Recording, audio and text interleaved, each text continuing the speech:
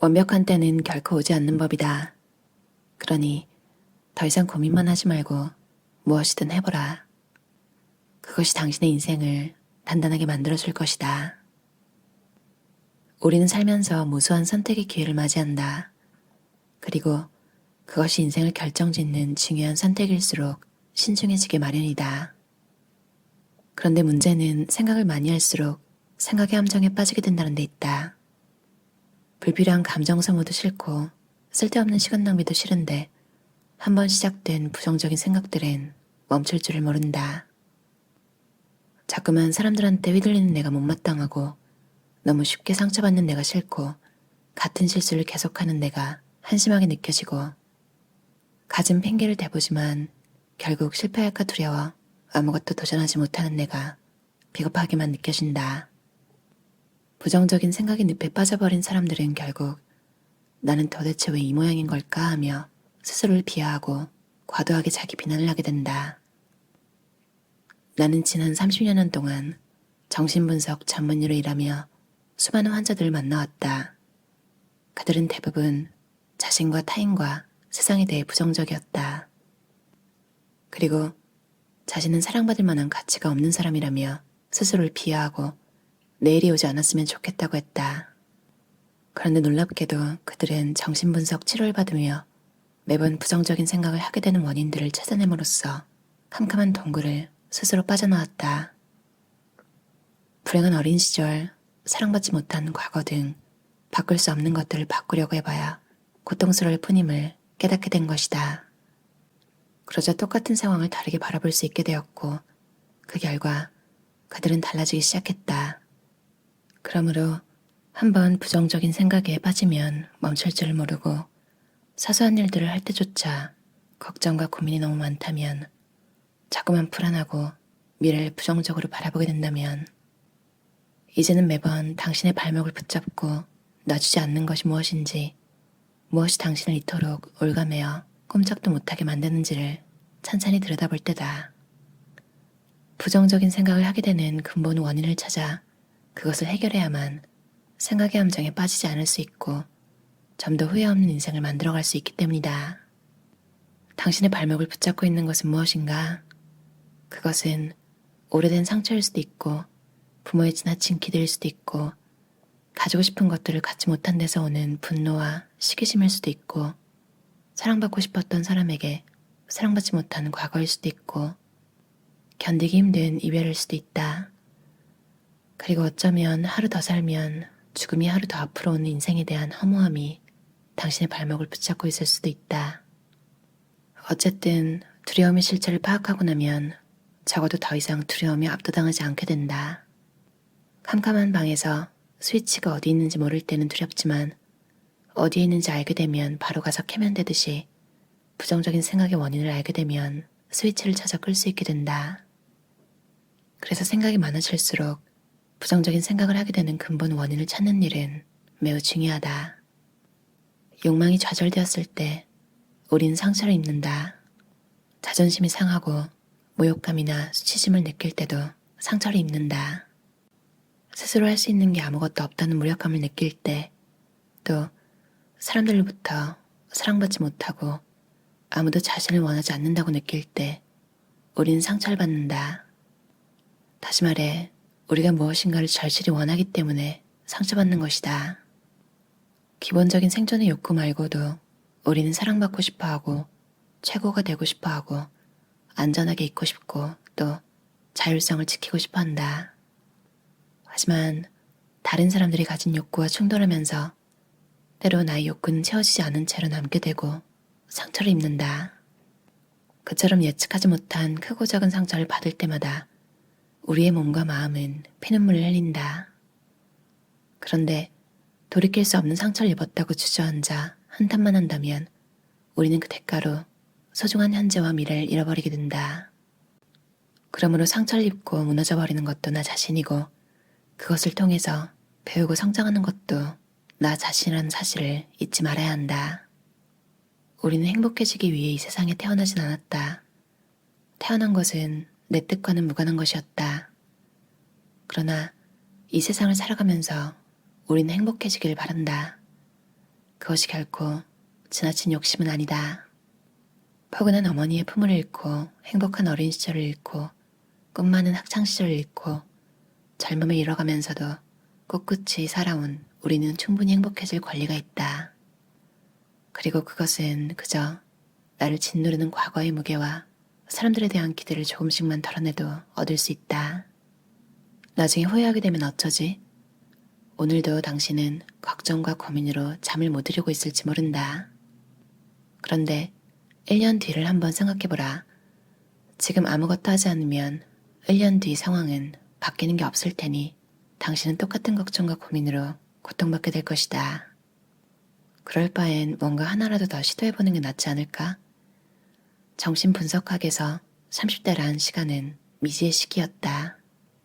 그저 경력을 쌓기 위해 앞으로만 내달리는 시간으로 이해되어 왔던 것이다. 나 또한 두 아이를 키우고 환자들을 돌보며 정신없이 살았고 어느 순간 고개를 들어보니 40이 되어 있었다. 그러나 이제는 알 것 같다. 지금 내 삶의 밑받침이 되어준 것은 바로 30대에 쌓은 경험들이었다는 사실 말이다.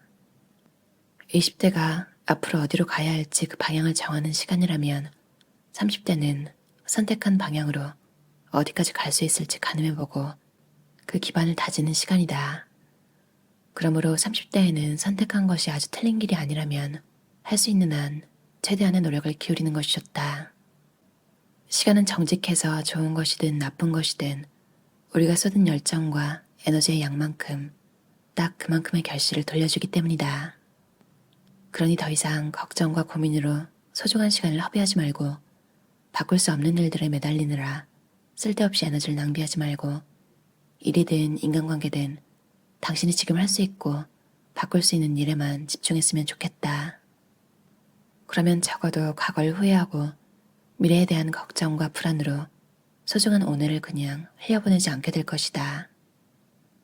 또 중요한 일과 중요하지 않은 일을 자연스럽게 구분하게 될 테고 바쁘다는 핑계로 하고 싶은 일들을 뒤로 미루는 일도 줄어들게 될 것이다. 쓸데없는 걱정으로 채웠던 시간을 소중한 사람들과 보내는 데 씀으로써 행복을 느끼게 될 것이다. 그런 하루하루가 모인다면 5년 뒤, 10년 뒤 당신의 삶은 몰라보게 달라져 있을 것이다. 그러니 후회 없이 살고 싶다면 머뭇거리지 말고 어디로든 가보라. 그리고 그 세상을, 그 사람들을 온몸으로 부딪혀보라. 상처는 당신을 더욱 강하게 만들어줄 테고 그만큼 당신의 인생은 좀 더 단단해져 있을 것이다. 불확실성은 인간 존재의 한 전제 조건이며 정신 발달의 추진력이다. 또한 불확실성이 어떤 큰 흐름이나 규칙 속에 존재할 때는 인생이 자극이 되고 즐길 수 있는 것이 된다. 그래서 우리는 지금 뒤처져 있다 하더라도 끝날 때까지 끝난 게 아니다라는 말을 되새기며 새로운 도전을 하고 무언가에 매달려 노력하게 된다. 정말 가보기 전에는 누구도 모르는 게 인생이기 때문이다. 그래서 불확실성은 때로 우리에게 희망이 되기도 한다. 그러나 불확실성이 너무 클 경우 우리는 넓은 사막에 혼자 남겨진 듯한 느낌을 받는다. 그러면 불안지수가 높아지면서 다가올지도 모르는 위험에 대비해 자기 방어적이고 공격적으로 되기 쉽다. 그런데 안타깝게도 우리 사회는 점점 불확실성이 커지고 있다. 세상은 너무 빨리 변하고 트렌드 또한 순식간에 바뀐다. 평생 직장은 사라졌고 어느 회사가 10년 뒤, 20년 뒤까지 살아남아 있을지 아무도 모른다. 게다가 전 세계가 촘촘히 연결되어 있다 보니 다른 나라에서 일어난 정치적, 경제적 변화는 아주 빠른 속도로 우리나라에 영향을 미친다. 코로나19 팬데믹과 러시아, 우크라이나 전쟁으로 전 세계가 몸살을 앓고 있는데 4년 전만 해도 우린 이런 세상이 올 거라고 아무도 예측하지 못했다. 그러다 보니 절대로 잘못된 선택을 하고 싶지 않은 사람들은 쉽게 결정을 내리지 못하고 자꾸만 망설이게 된다. 주식을 사는 게 맞을지 파는 게 맞을지 이제라도 부동산 공부를 하는 게 맞을지 지금 회사를 관두고 창업하는 게 맞을지 아니면 더 늦기 전에 이직하는 게 맞을지 결혼은 언제 하는 게 좋을지 등등 인생의 중대한 결정을 앞두고 고민은 더욱 깊어진다. 하지만 24시간 그 고민만 하고 있을 수는 없다. 왜냐하면 그 고민 외에도 지금 당장 결정하고 선택해야 할 일들이 찹찹이 쌓여있기 때문이다. 프로젝트 추진 일정이 꼬였는데 이건 누구와 상의하는 게 좋을지, 친구와 싸웠는데 어떻게 풀어가야 좋을지, 점심은 뭘 먹을지, 몸이 안 좋은데 저녁 약속을 취소해야 할지 등등 우리는 하루에도 수백 가지 선택을 하고 그 선택의 결과를 마주하게 된다. 그래서일까 사람들은 종종 선택의 기로에서 피로감을 호소한다. 그럴 때 우리는 보통 좀 더 생각해보자며 결정을 뒤로 미루지만 그렇다고 뾰족한 수가 있는 것은 아니다. 내일까지 혹은 모레까지 이런저런 정보들을 취합해보고 결정하리라 마음먹지만 시간이 흐를수록 불안감만 커질 뿐이다. 쓸데없이 많은 정보를 모으는데 힘 빼지 말 것, 저걸 선택했다면 어땠을까 하는 미련부터 버릴 것, 어느 것을 선택하든 각각의 장단점이 있게 마련이다. 하나를 선택했으면 다른 하나는 깨끗하게 포기하는 게 맞다. 둘 다 가지려는 것은 지나친 욕심일 뿐이다. 예를 들어 첫 해외여행을 떠났는데 영국 런던에 가기로 결정했다고 해보자.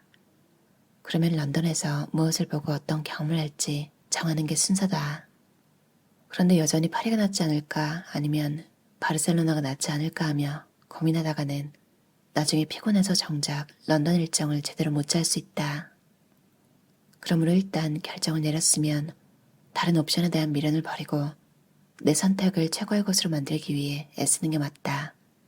법륜스님도 말하지 않았던가. 결혼을 하느냐 혼자 사느냐 그게 중요한 게 아니라 결혼을 했으면 결혼 생활이 행복하도록 해야 하고 혼자 살면 혼자 사는 것이 행복하도록 해야 한다고. 그리고 미련이나 후회 때문에 결정을 자주 반복할 경우 나 스스로를 믿지 못하게 되고 나에 대한 타인의 신뢰도 함께 흔들리게 된다는 사실을 명심할 필요가 있다. 아무것도 하지 않으면 1년 뒤 반드시 후회하게 된다. 시간을 가지고 생각을 더 해보면 좋은 결과를 맞이하게 될 것이라는 환상을 버리고 무엇이든 조금씩이라도 해보는 것이 맞다. 당신이 잘못된 선택을 할까봐 두려워 결정을 미루는 사이 누군가는 용기를 내어 무언가를 시작한다. 나는 괜한 헛수고가 될까봐 혹은 잘못된 선택을 할까봐 두려워 아무것도 하지 않는 것이야말로 최악의 선택이라고 생각한다. 왜냐하면 아무것도 안 한 사람은 그 어떤 발전이나 성장을 이루지 못할 뿐더러 결국 도태될 수밖에 없기 때문이다.